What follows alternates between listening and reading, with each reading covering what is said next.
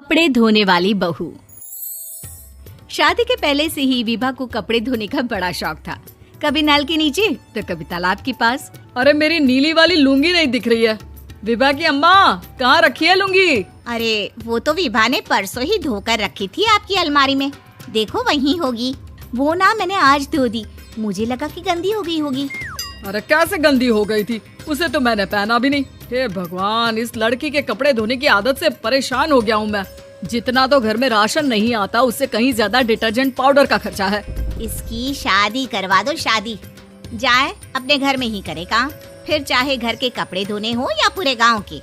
हाँ ठीक बोल रही हूँ, देखता हूँ मैं कोई लड़का। वो दिन भी आ जाता है जब विभा को देखने लड़के वाले आ जाते हैं। लड़की मुझे अच्छी लगी। होने वाली सास कहती है, बेटी अगर कुछ पूछना है तो पूछ लो। वैसे तो हमारी लड़की बहुत ही शर्मीली है, जो बोल दो वो मान लेती है, इसे क्या पूछना होगा। अरे कैसी बात कर रही हो माँ, मुझे इन लोगों के घर रहना है, सवाल तो कई है। हाँ हाँ बेटा पूछ लो ना, क्या पूछना है। आप लोगों के घर कपड़े कौन धोता है? सास का मुंह बन जाता है। देखो अगर तुम ये कहना चाहती हो कि तुम्हें कपड़े धोने नहीं आते तो सुन लो, कपड़े मैं ही धोती हूँ, लेकिन तुम्हारे आ जाने के बाद मैं रुमाल तक नहीं धोऊंगी। अरे चुप रहना भाग्यवान, बहू बेचारी घर आई नहीं, उसे डराना शुरू कर दिया। वो क्या है ना बिटिया, अभी तक तो ये कल्लू की माँ ही धोती थी, लेकिन अब तुम्हारे पापा तो दहेज में वॉशिंग मशीन देंगे ही।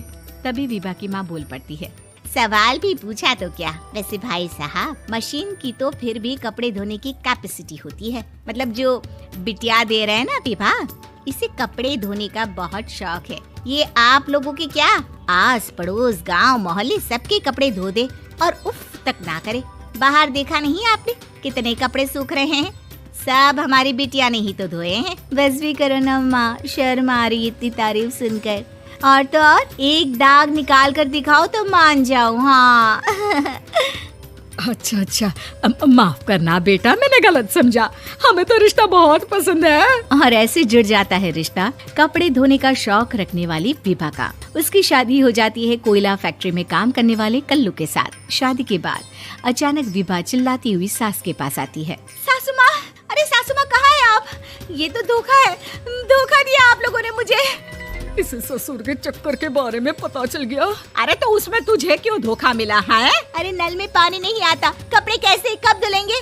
अच्छा तू पानी नहीं आ रहा उसकी बात कर रही है। तो आपने क्या सोचा? कुछ नहीं। अच्छा तेरी माँ ने कहा था कि कपड़े धोने का शौक है, तुझे याद आया मुझे। शौक बोलकर कपड़े धोने वाले मेरे जुनून को कम ना आके सासू माँ, कपड़ा धोना मेरा गुरूर है। तभी पति भी वहाँ आ जाता है। अभी मैंने इसे सनी देओल की फिल्म दिखाई है, उसी के डायलॉग मार रही है माँ। अच्छा सुन, साफ साफ बता रही हूँ, पानी सुबह 4 से 6 और शाम को 10 से 12 आता है, समझी? विभा टाइमिंग सुनकर हैरान हो जाती है। ये क्या भूतों का मोहल्ला है? सुबह 4 बजे उठकर कौन कपड़े धोता है? 4 बजे टंकी में पानी जाता है, फिर सारा दिन धोना ना, किसने मना किया? अरे कैसी बात कर रही है? 200 लीटर की टंकी में कितने कपड़े धो लूंगी मैं? सुबह ही उठ जाऊंगी मैं। अब क्या था, विभा सुबह 4 से लेकर रात के 12 बजे तक कपड़े ही धोती रहती। एक रोज सास पड़ोस से निकलकर कहीं जा रही होती है कि साथ वाली कहती है, हाँ कल्लू की माँ, जरा ये बताओ कि 2 साड़ी है, 2 ब्लाउज और एक पेटीकोट और एक नाड़े वाला लंबा कच्छा। हाँ तो? अरे तो क्या, कितना लोगी धुलाई ये बताओ। धोबन दिख रहे हैं हम क्या? हमारे पति सरकारी नौकरी से अभी रिटायर हुए हैं और बेटा सुपरवाइजर है कोयला फैक्ट्री में। धोबन समझ रखा है हमें। हाय रे कल्लू की अम्मा, माफ कर दो, वो तो मोहल्ले में यही सब बता रहे थे कि तुमने बहू को कपड़ा धुलवाने के काम में लगा दिया है। सास को पड़ोसन की बात सुनकर गुस्सा आ जाता है। वो घर पहुंचती है जहां घर के बाहर ही इतने सारे कपड़े सूख रहे होते हैं जितने कि किसी धोबन के घर पर। अरे ओ कल्लू की दुल्हन, बाहर निकल। माँ जी यहीं आ जाओ, बाथरूम में चादर धो रहे हैं हम। अरे अभी हम धोते हैं, तुमको बाहर निकलो। ये आस पड़ोस वाले बोल रहे हैं कि हम बहू से कपड़े धुलवा कर उसे कपड़ा धोने वाली बना दिए हैं।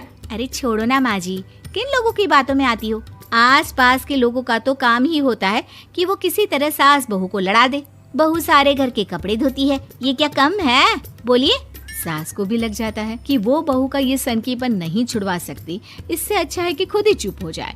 एक रोज सास और बहू मंदिर जाते हैं, जहाँ सास की साड़ी वहाँ खड़ी भीख मांगने वाली से मिलती है। माँ जी क्या बात है, आपकी साड़ी उस भिखारन से कितनी मिल रही है ना? हाँ हाँ देखो तो, दोनों की साड़ी मिल रही है। क्या बात है कल्लू की अम्मा, तुम खुद को तो अफसर की बीवी बताती हो और ऐसी सिंपल सी प्लेन साड़ी पहनकर घूमती हो। सिंपल और प्लेन नहीं है ये साड़ी। तो क्या सोने के धागे से फूल बने हैं? कुछ भी सासू माँ, कुछ भी। हाँ बने थे इस साड़ी में सोने के धागे से फूल। मेरे पति लेकर आए थे मद्रास से स्पेशली मेरे लिए 10,000 की। ताहे भाई साहब इस भिखारन के लिए भी सेम टू सेम साड़ी लेकर आए होंगे 10,000 की। सास उस वक्त तो कुछ नहीं कहती, लेकिन बहू के साथ घर आती है और अलमारी से एल्बम निकाल कर लाती है। ये साड़ी देख रही है, ये वही साड़ी है जिसे मैंने अभी पहना था। इस साड़ी में ये जो चमकदार फूल दिख रहे हैं ना, ये सोने के धागों से काढ़े गए हैं। लेकिन तू लोकल वॉशिंग मशीन ब्रश से घिस घिस कर सारे फूलों को निकाल कर साड़ी प्लेन कर दी।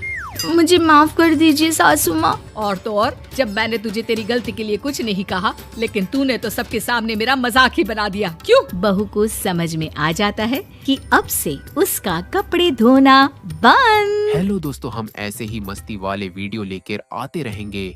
अगर आपको पसंद आए हो तो लाइक शेयर सब्सक्राइब कर दीजिएगा। बाय दोस्तों।